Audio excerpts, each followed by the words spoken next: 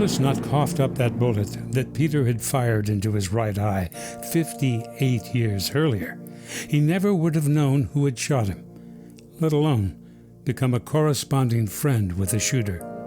It's an amazing story that you're not going to believe, probably, but every word and every twist and turn is absolutely true.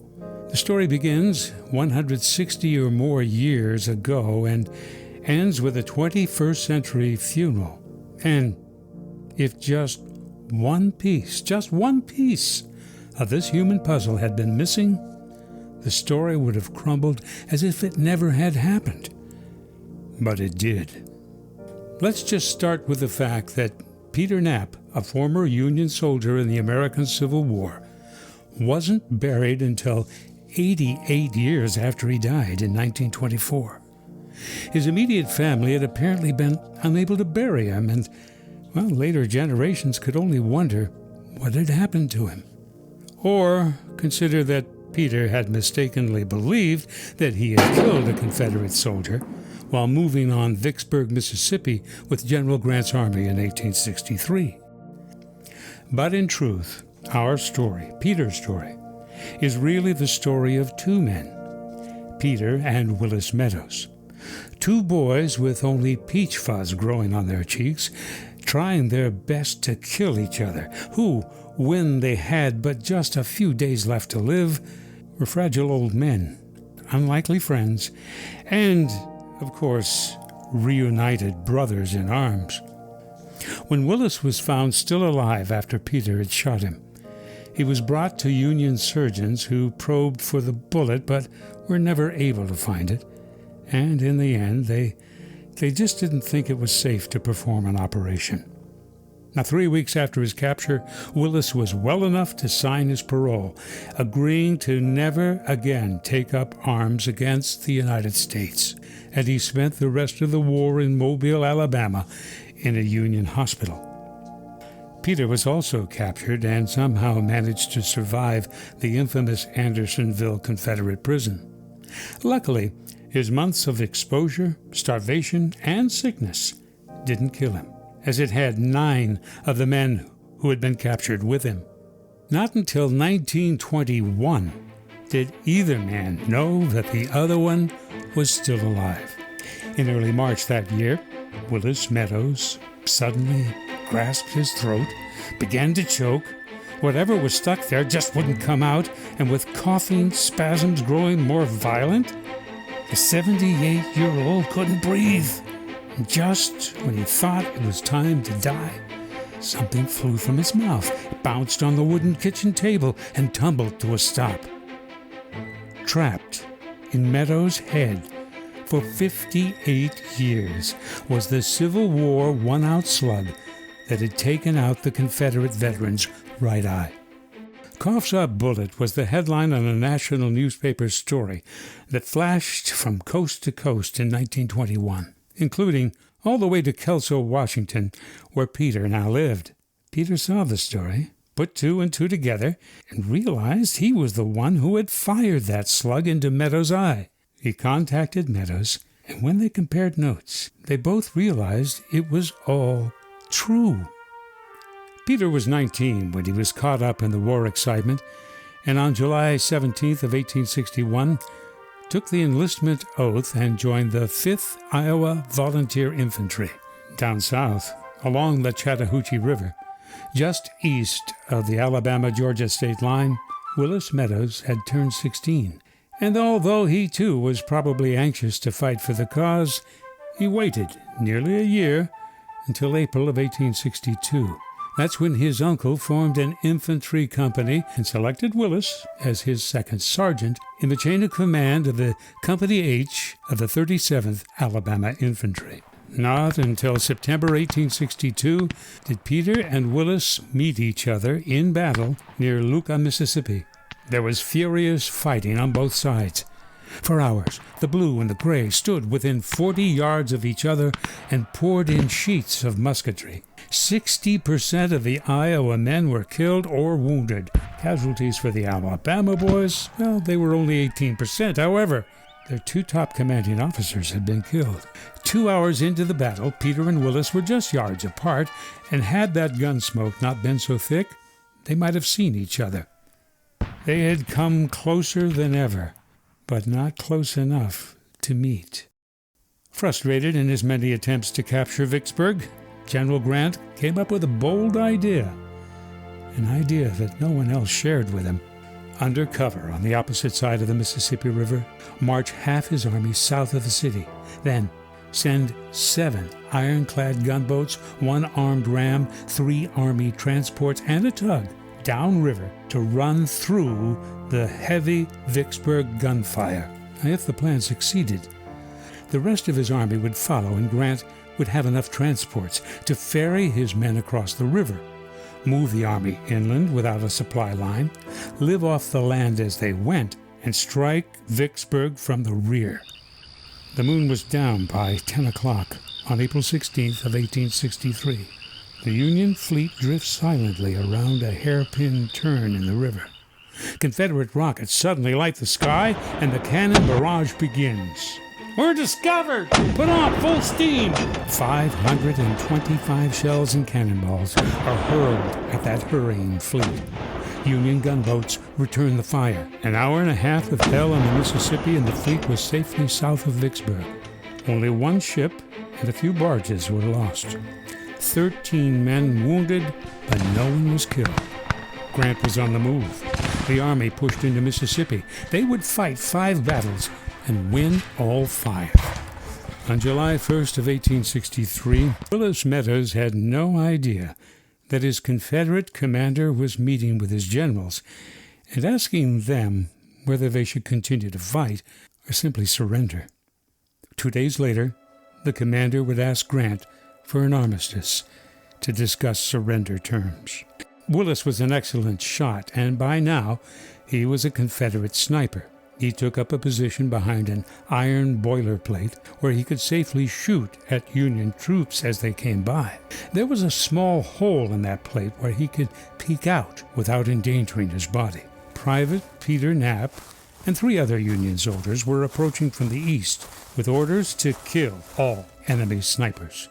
Willis took a shot, then ducked behind the iron plate. Now Peter saw him peeking through the hole in the plate, raised his rifle, and took a shot. And what a shot! Willis Meadows fell to the side, blood running from his right eye. He was apparently dead, and the Union men continued on. That was the brief 10-second meeting that 58 years later would astonish the country. Within weeks, both men were captured, and both spent the rest of the war as POWs. Following his discharge, Peter spent nearly 10 years riding with the 5th U.S. Volunteer Infantry in the Central Plains of America, roving from Arkansas to the Dakotas and as far west as Colorado and Utah. Most of his time was spent mending telegraph lines that ran throughout the territory and along the old Oregon Trail. In 1875, Peter and his wife moved to Kelso, Washington, where they owned many sawmills and a whole lot of real estate. Their only child was an adopted daughter. Willis returned home to Georgia. He and his wife never had any children. As young men, they were mortal enemies, each trying to kill the other. But now, as aging veterans, they spent their last few years as friends, exchanging photographs and wishing each other good health. Willis even sent a picture of that infamous bullet he had coughed up.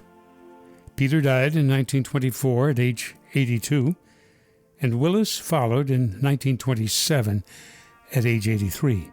Willis was buried in the Oakwood Cemetery in Lanett, Alabama. Now, Peter Knapp's obituary said he was taken to an unnamed Portland, Oregon crematorium. In 1932, the story was so unusual that Robert Ripley used it as a cartoon in one of his Believe It or Not newspaper columns.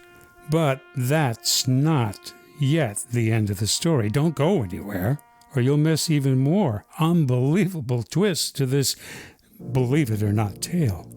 Now, none of what followed the discovery of Peter's remains, his military funeral 88 years after he died, none of that could have happened without additional connections that began over 100 years ago. An Oregon husband, you see, abandoned his wife and 3 children in the early 1900s. Unable to support her family now, the wife allowed her youngest daughter to be adopted by Peter Knapp and his wife. When she grows up and marries, the adopted daughter visits in Oregon with her biological brother and tells him Peter's story. Years later, in 1950, the brother retells the tale to a local newspaper editor. He publishes it on his front page, and there it sat, undiscovered, until 2009. While working as a reporter and history columnist for a Southern Oregon newspaper and looking for something else, something different, I discovered this story and found it intriguing. Located a single living relative who gave me a photograph of Peter and Willis, showing them together but separated by the bullet that Willis had suddenly coughed up. Over 2 years after my column, Coughs Up Bullet, appeared in my newspaper column, I heard from a Knapp family genealogist who had read that very column and because of it had located Peter Knapp's long-lost remains. You see, Peter had been cremated, and because no one ever came to pick him up, for 88 years after his death, he had rested on the unclaimed shelves of a Portland, Oregon crematorium. Resting with him on that very same shelf were the ashes of his wife and adopted daughter. Friday afternoon, April 13th of 2012, the anniversary of Peter's death, and exactly 150 years after the Civil War began with the surrender of Union forces at Fort Sumter, Peter's ashes were at last buried with full military honors in a ceremony at the Willamette National Cemetery in Oregon. He is the only Civil War veteran ever buried there, and buried with him was Georgiana, his wife of 54 years. Nearly 300 family, friends, and interested people gathered for a 1-hour service under partly cloudy skies that seemed to clear from heavy overcast just an hour before the funeral service began. 100 motorcycle riders representing the combat vets, Patriot vets, and the in-country Vietnam vets organizations walked and rode in carrying American flags. They stood at attention surrounding the funeral shelter during the entire ceremony.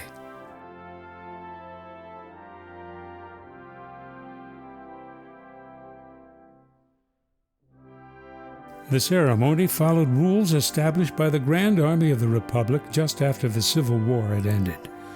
The GAR was a fraternal organization of Union men who had served in that war.